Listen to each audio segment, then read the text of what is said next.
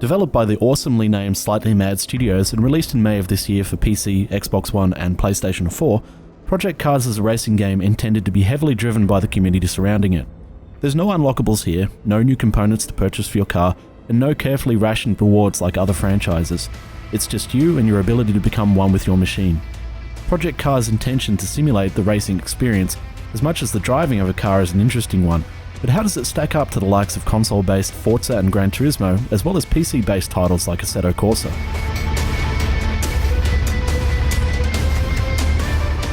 In a completely unsurprising revelation, Project Cars focuses on the racing of cars, and it comes with the features one would expect in a racing game, with a career mode, solo to test your skills against the AI, and online multiplayer.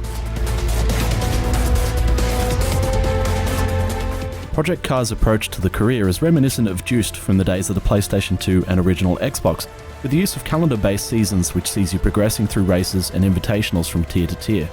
This approach has both positive and negative factors to it.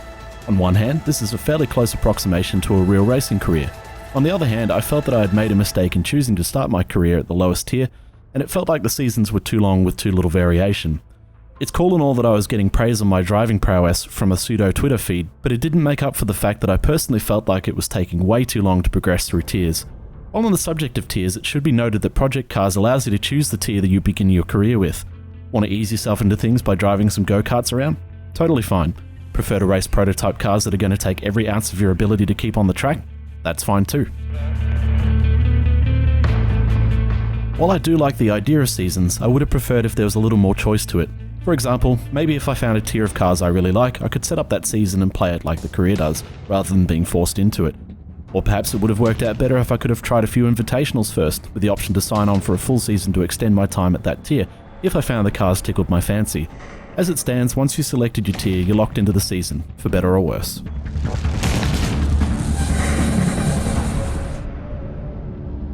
The solo feature is pretty much as you would expect, tasking you to choose your car, track, and opponents.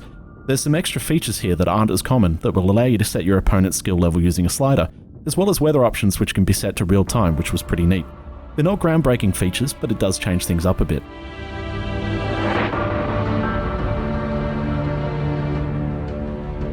Like some races, Project Cars includes an online mode that allows you to join a server, do a couple of hot laps, and hope you don't annoy anyone else who's currently on the track, which in some cases is easier said than done.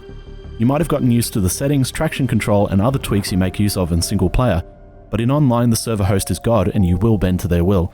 There's nothing inherently wrong with it, and it makes it fair for everyone, but not everyone has the same skill level, so finding the server for you will probably take some time, partly because multiplayer is not super active, but it's enough to have some quick fun trying to top the server's leaderboard.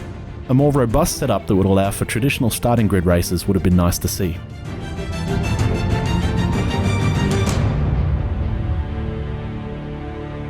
The selection of vehicles in Project Cars is quite extensive, with many types of cars represented, even go-karts, which I may have spent far too long driving. Everything is modelled very well, and each of the different types of car feel distinctly different. The dedicated race cars all feel very powerful, but will wipe out in an instant if you push them just that little bit too far, while even the performance versions of normal cars feel very sluggish by comparison. Project Cars doesn't have as many licensed cars as some other games, but there's plenty to keep you entertained.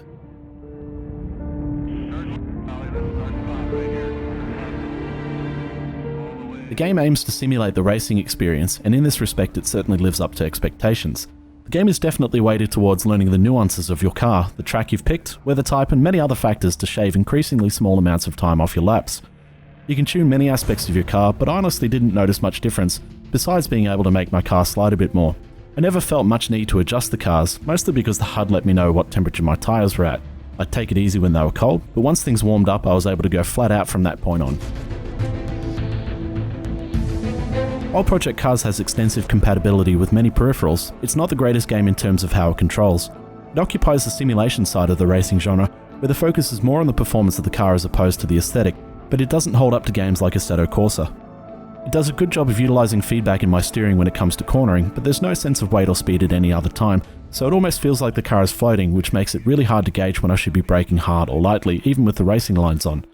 The only vehicle that ever felt like it should steer the way it does was the superkart, which isn't all that exciting given the other choices of vehicle you have.